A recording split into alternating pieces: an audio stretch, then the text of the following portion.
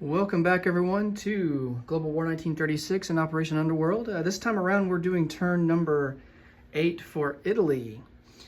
All right, so let's go over the situation here. In this turn, we want to declare war on Greece down here and start getting getting those territories. Here's the problem. So we can't. Well, it's highly unlikely that we're going to be able to take all of Greece over. And so, and there's some other issues too. The big territory we want to take is where these two mountain infantry are here in Thessaly. The problem is we would have to use naval transports to amphibious assault into there,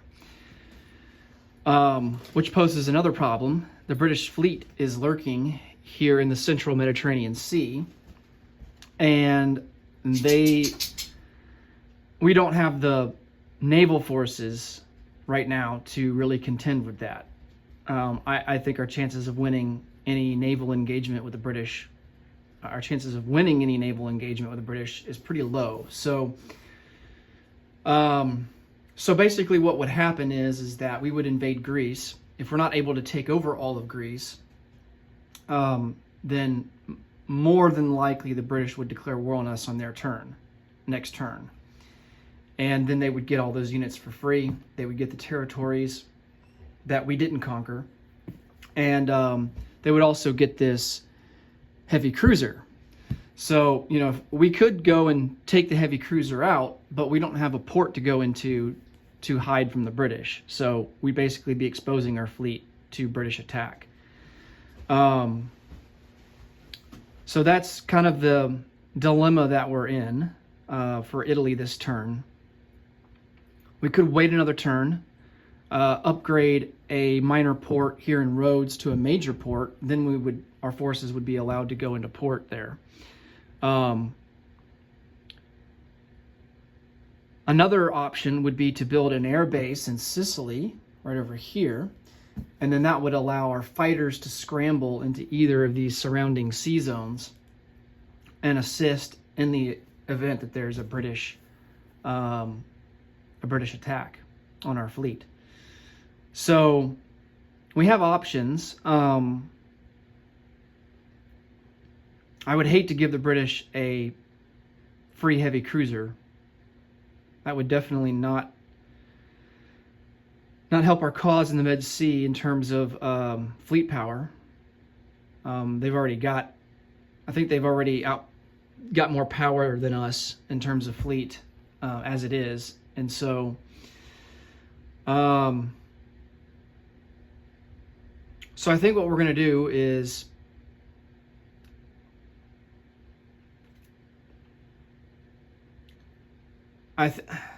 it's a tough decision because I think we're going to go ahead and declare war on Greece. That will likely result in the British declaring war on us next turn.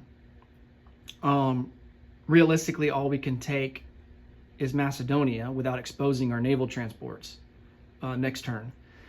So, if there was a heavy port, say in Thessaly, or if this shipyard here was a major shipyard, or if this port here was a major port in Peloponnese, then we could definitely take advantage of that. But unfortunately, they're minor ports only, so we can't go into port there. So, but I think we're going to go ahead and declare war anyway on Macedonia.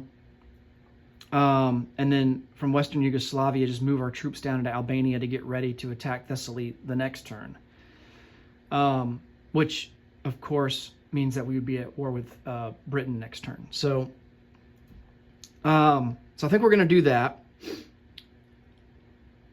I said last video we were going to go over the strategic objective chart. So let's go and do that and see where things stand. I think it's up to date. The Axis have 6 victory cities.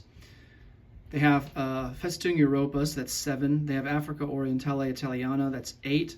And then To round it all out, Japan has access to resources, which puts them at 9.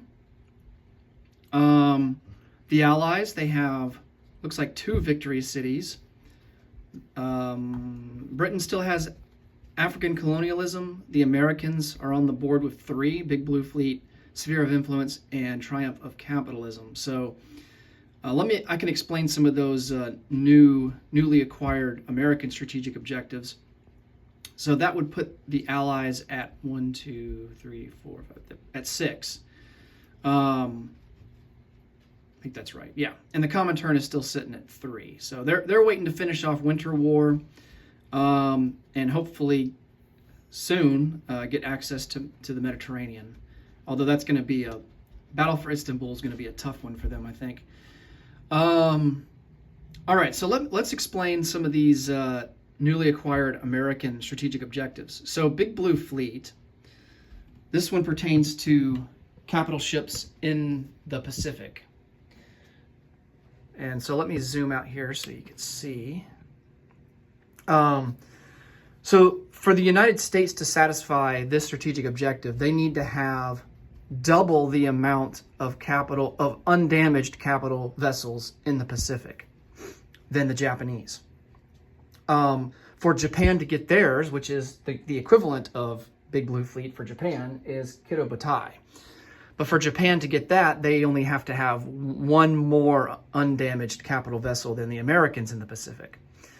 So it's a little bit easier for Japan to get it than the Americans. The Americans really have to pump out the capital vessels. Now, heavy fleet carriers and heavy battleships count as 2 points towards that objective. Okay, so regular capital vessels, they only count as 1, but the heavies count as 2. So the Americans right now, they have 2 battleships. They're in Hawaii. So that would count as 2. And then Japan only has 1 that is in P-50. They have a fleet carrier. So right now, the Americans have double what the Japanese have in the Pacific. Now, I think it's important here to clarify what in this game do we consider the Pacific. Because ordinarily, if you know geography, the Pacific Rim or the Pacific Basin, if you will, is basically from north of New Guinea here. I don't know, technically between the Mariana Islands and the Philippines is technically the Philippine Sea, but it is a part of the Pacific Basin.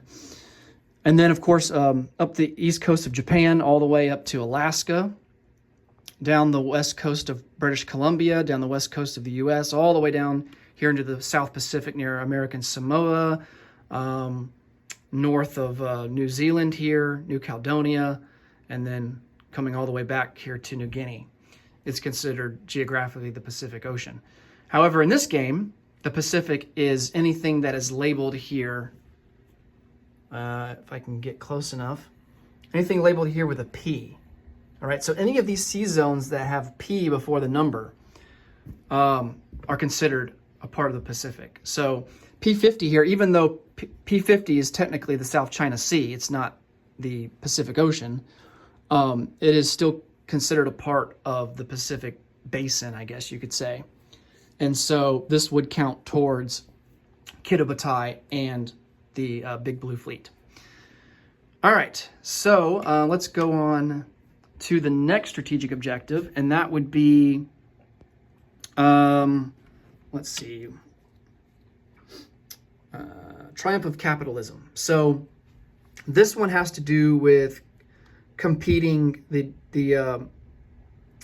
capitalist powers like Britain and the United States competing against the Soviet Union.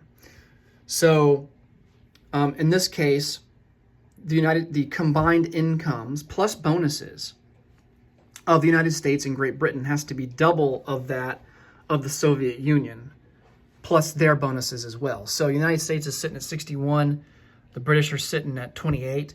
The United States also gets home country. Forgot to add that to the board because they're at war now, so they get plus 12 for that. I got to go back and see.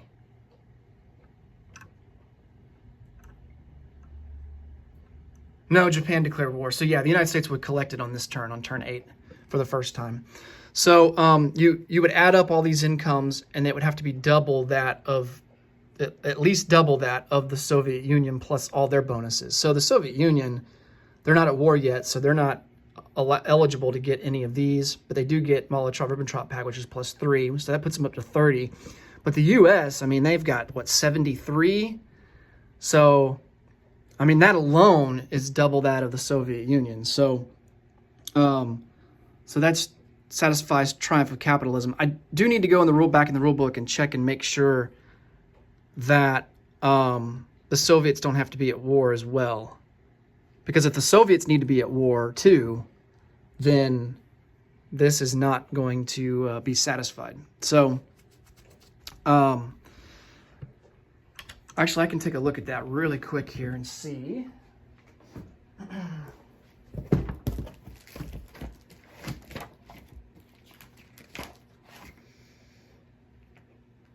Let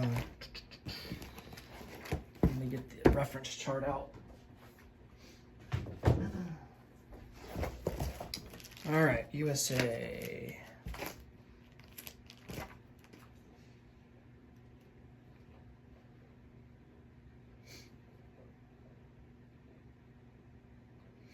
Yeah, so I mean, all it says is that the USA is at war with a major power, and the combined incomes, including bonuses, of Britain and the USA are more than twice the income of the USSR, including bonuses. So it doesn't say anything about the USSR needing to be at war with a major power.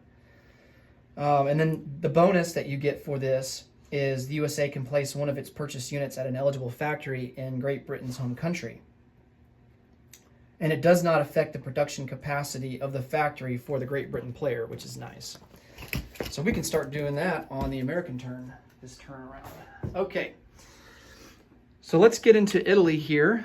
For technology, we are going to go for radar. We're at stage 2 right now. We're going to try and get to stage 3.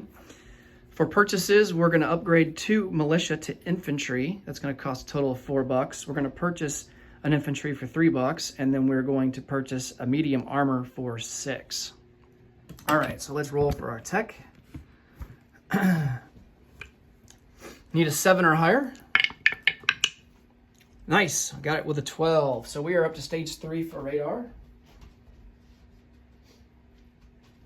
We join the Americans in that endeavor. Okay, combat moves. So like I said, we are declaring war on Greece. Kind of doing it reluctantly, because knowing that the British are going to align Greece by declaring war on us, and then, because as it stands now, Greece would become a controlled minor power by the British. So we'll see how it goes, though. So we're going to move 2 mountain infantry into Macedonia with 2 artillery, and they will be joined. You know what we could do? We could send some aircraft after that heavy cruiser.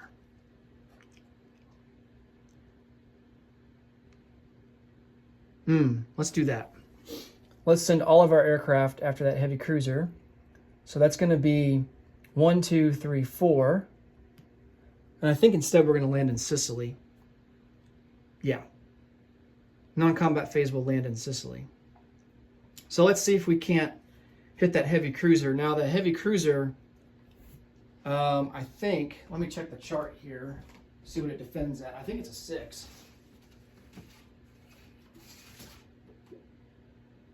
Yeah. Heavy cruiser defends at a 6.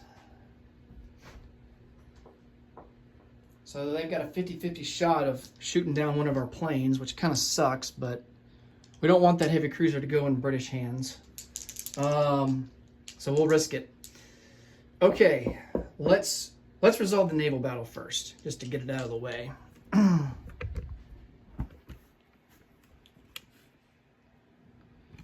All right.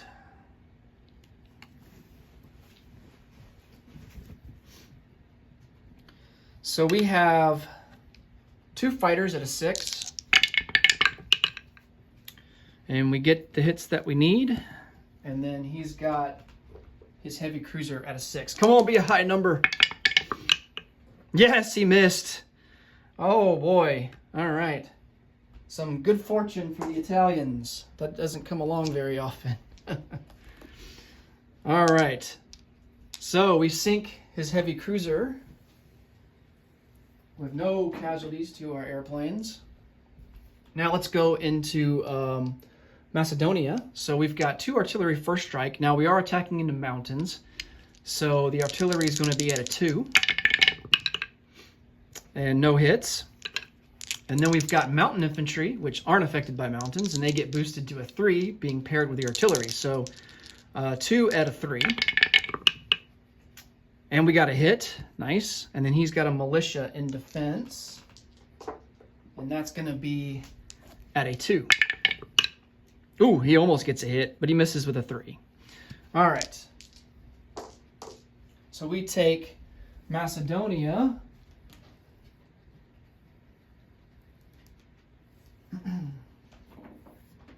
And Macedonia is not worth anything.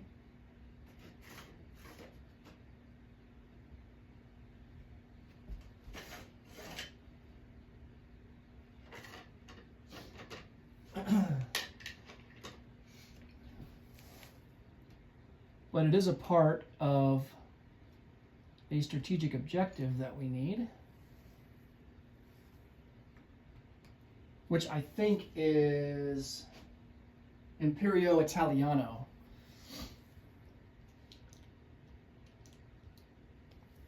Okay, so let's come back to the board here. So these aircraft, 2 fighters and a tactical, will fly. I'm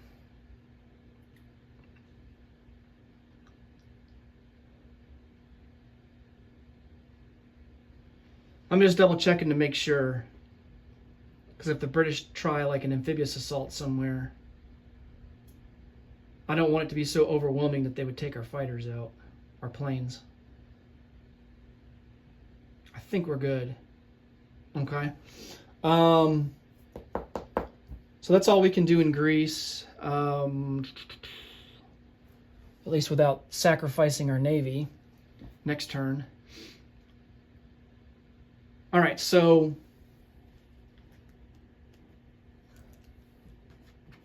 the whole fleet is going to, here in the Adriatic Sea, is going to go into port.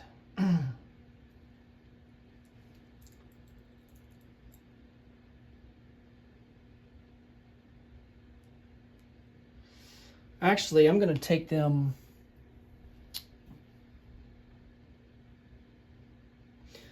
I'm going to put them in port here in M3 in Lazio instead.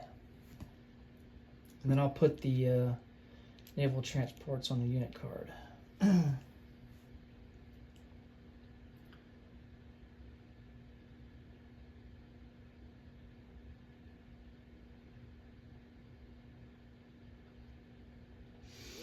Infantry, 2 mountain, 2 artillery will come down to Albania.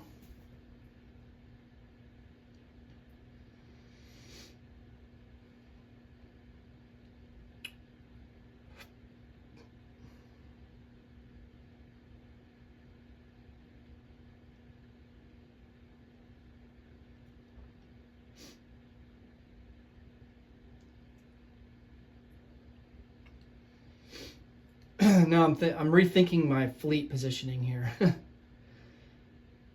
Well,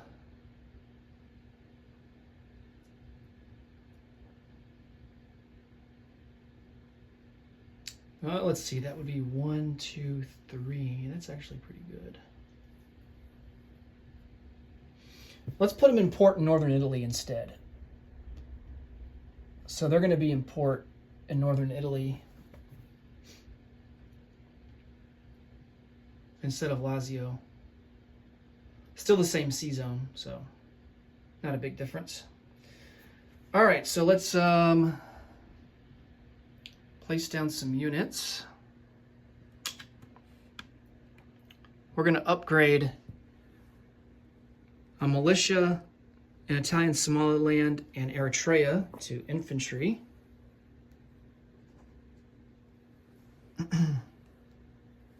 And of course, we need a supply route in order to do that. So they're manufactured in northern Italy.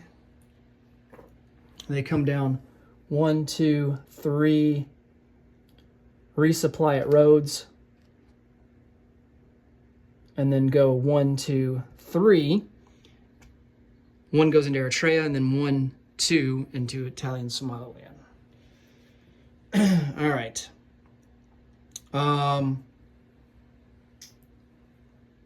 And then we will manufacture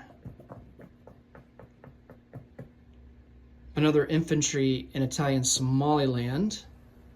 No, I take that back. We're going to put the infantry and the medium armor in northern Italy.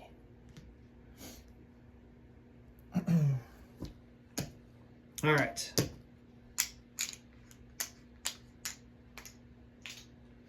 And then I think that will do it. Actually, let's reposition some of our coastal subs. So one coastal sub in M2 is going to come out 1 into A44. Another coastal sub will come out from M4 into M2. And then one coastal sub in M8 will come down into the Red Sea. That is I5. I believe that's I5. Yeah, I5. Okay. All right, so Italy,